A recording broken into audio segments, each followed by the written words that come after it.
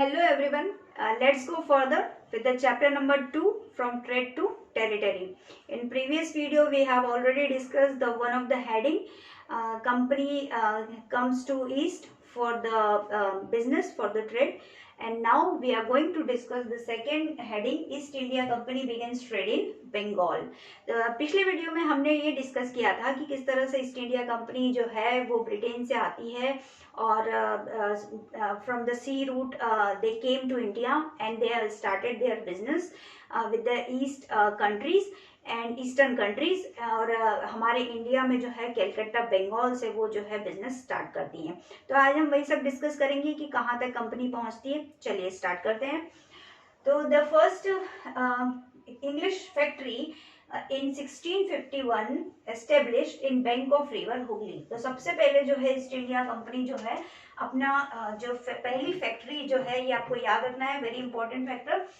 तो पहली जो फैक्ट्री है ईस्ट इंडिया कंपनी जो है वो अपनी स्टार्ट करती है in 1651 in the bank of river Hooghly. अब ये हुगली कहाँ पर है? Hooghly is the river, it is in West Bengal. तो कंपनी जो है वो अपना एस्टेब्लिश करती है first factory in 1651 when in 1651 where in the bank of river Hooghly in Calcutta. So अब यहाँ से कंपनी जो है वो स्टार्ट करती है और ये जो फैक्ट्री है ये फैक्ट्री का जो वर्ड का ओरिजिन है ये यहीं से स्टार्ट हुआ है। और ये फैक्टर्स का मीनिंग क्या होता है पहले ये जान लेते हैं। फैक्टर्स का मीनिंग होता है कंपनी ट्रेडर्स। अब ये कंपनी ट्रेडर्स क्या होते हैं? जो कंपनी में जो वर्क करते हैं वो होते हैं फैक्टर्स, और ये जहाँ पर कार्य करते हैं, जहाँ पर ये सब उत्पादन करते हैं, प्रोडक्शन करते हैं, उसे कहते हैं फैक्ट्री। ठीक है, तो यहाँ पे फैक्टर्स का मीनिंग आपको समझ में आ गया, company traders. So the factory had a warehouse also. यहाँ पर मैंने आपको बताया था कि किस तरह से उन्होंने फोर्टिफिकेशन करना स्टार्ट कर दिया था और they had a warehouse also. तो ये जो फैक्टर्स थे they operated the warehouse. Now as trade expanded, अब जो ट्रेड है वो धीरे धीरे फैलता है, उनका शुरू होता है बढ़ना। Company persuaded merchants and traders to come and settle new near factory. अब जो है कंपनी जो है वो धीरे धीरे अपने मर्चेंट्स और ट्रेडर्स को बढ़ाती है और धीरे धीरे जो है वो अपनी फैक्ट्रीज को भी एस्टेब्लिश करना शुरू करती है, एक जगह से दूसरी जगह पे भी लगाना फैक्ट्रीज को शुरू करती है। तो ये होता है। अब इसके बाद क्या होता है चलिए देखते हैं। इन 1671 कंपनी एक्वायर्ड जमींदार्स राइट्स। अब 1671 में ये भी बहुत इंपॉर्टेंट है, 1671 में कंपनी जो है वो जमींदारी राइट्स ले लेती है। कहाँ के जमींदारी राइट्स ले लेती है? सुल्तानुद्दी, गोविंदपुर और कालीकटा के। अब ये पहले ये समझ लेते हैं कि ये जमींदारी राइट्स क्या होता है। Zamindari rights means right to collect tax.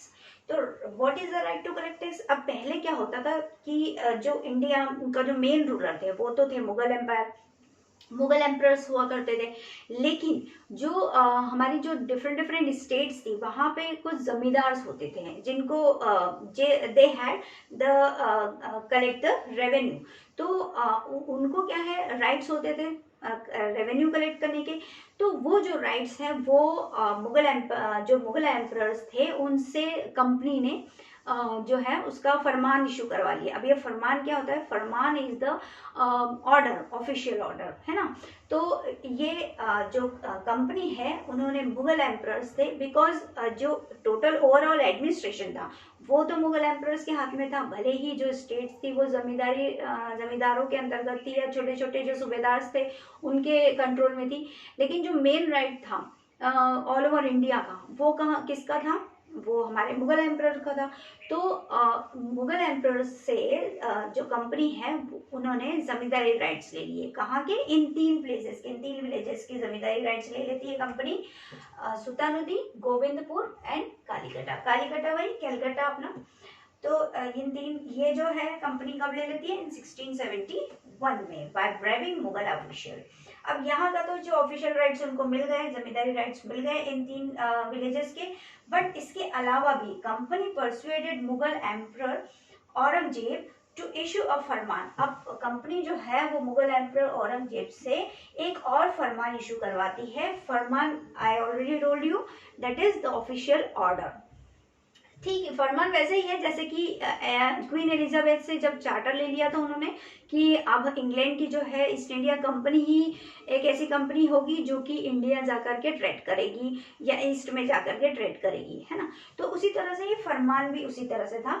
तो the Aurangzeb granted and issued the farman to the factory and after order granting company have the right to trade duty free. अब इस फरमान में क्या लिखा हुआ था?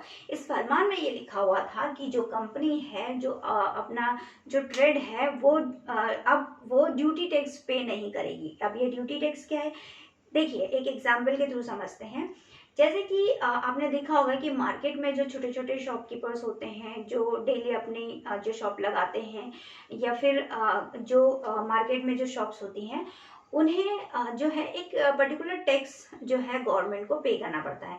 तो उसी तरह से कंपनी जो थी वो बाहर की थी ईस्ट इंडिया कंपनी और हमारे इंडिया में आई, तो यहाँ पर उन्हें मुगल एम्परर को टैक्स देना पड़ता था, ड्यूटी टैक्स देना पड़ता था। तो कंपनी ने कहा कि अब हम बाहर से आए हैं सर, अब हम कैसे टैक्स देंगे आपको, हमें तो इतना सारा इसमें एक्सपेंसेस हो जाते हैं, हमें तो कुछ प्रॉफिट ही नहीं हो पाता है यदि हम आपको टैक्स पे करेंगे। तो यहाँ पर औरंगजेब जो है उनको फरमान इशू कर देते हैं कि जाइए अब आपको ड्यूटी फ्री कर दिया जाता है, अब आपको टैक्स देने की कोई ज़रूरत नहीं है। लेकिन यहाँ पर ये होता है कि जो कंपनी है वो अपने टैक्सेस का गलत फ़ायदा उठाती है। टैक्स फ्री जो फरमान होता है जो टैक्स फ्री उन्हें कर दिया जाता है उसका वो गलत फ़ायदा उठाती है। तो हम आगे देखते हैं कि किस तरह से कंपनी जो है वो गलत फ़ायदा उठाती है।